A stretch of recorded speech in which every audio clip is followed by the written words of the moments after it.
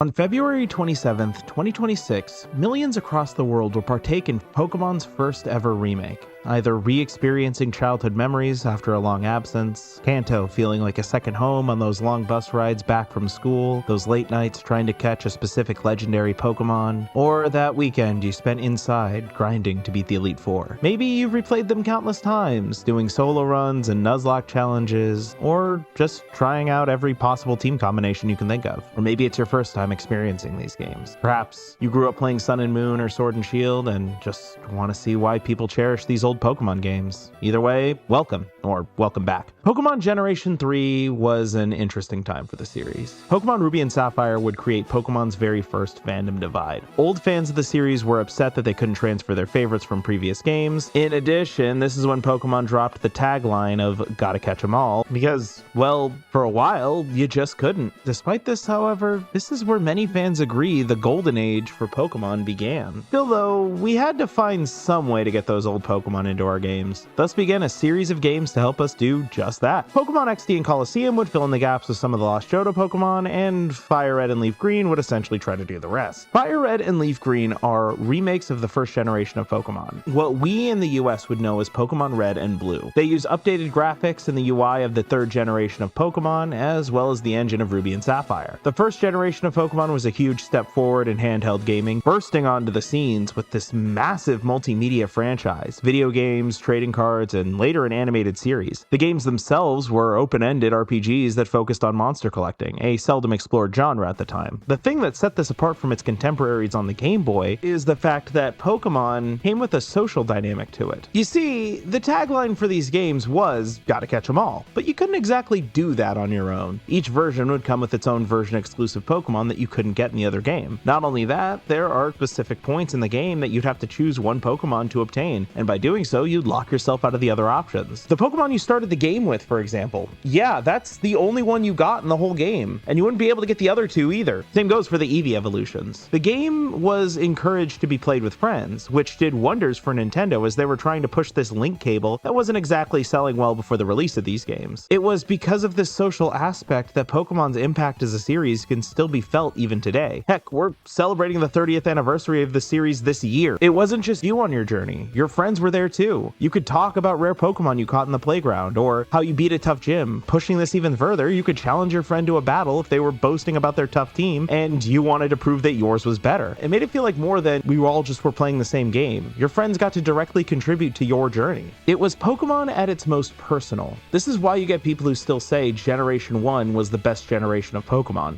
Cut back to Generation 3, a new Game Boy, nicer graphics, and 100 new Pokemon. This game was a step up in quality in every way, taking the foundation that Generation 1 created, the lessons the series learned, and creating something nostalgic, but unique, and even adding new areas on top of that you could explore after you beat the game. Cut to 20 years later, this is still widely regarded as people's favorite way to play Generation 1, even after another set of remakes were introduced with Let's Go Pikachu and Let's Go Eevee. It's Generation 1 with a little mini region after you beat the game, and a Pokedex updated to the Hoenn region, with many carryovers such as easy-to-use PC boxes from Ruby and Sapphire, and the female player character from Crystal. So why is this upgraded Switch port so impactful? Games get ported all the time, what's different about this one? Well, it's actually for a number of reasons. For one, genuine physical copies of LeafGreen go for well over $100 for the cartridge alone. There shouldn't be that big of a barrier to entry on these games, which we consider classics. And yeah, you could always emulate them, but fans deserve an above-board method to get their hands on these games, if they want to support the people who created them. It's good that I could purchase these games on the Switch.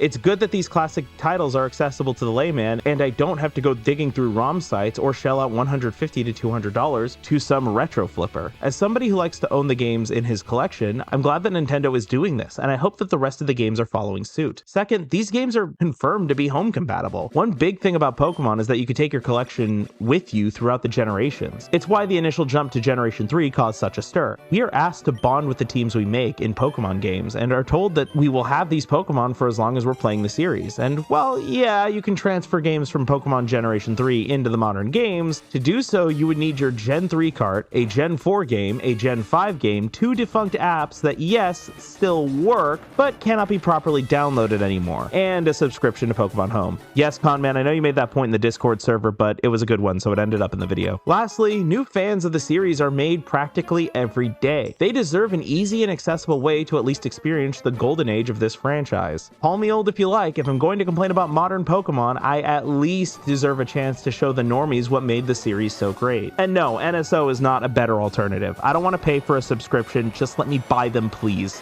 That goes for all the games on that expansion pack as well. That'll about do it for this video. I hope you enjoyed it, and I hope you're enjoying FireRed and LeafGreen, and also are excited for whatever Pokemon Day announcements were revealed. Not gonna lie, this was scripted before the presentation. Let me know what your teams are for the games in the comments. It's been a fun couple of weeks discussing these games with my friends and the wider internet, and getting to relive my childhood at large. Anyways, I'll see you in the next one, whatever that may be.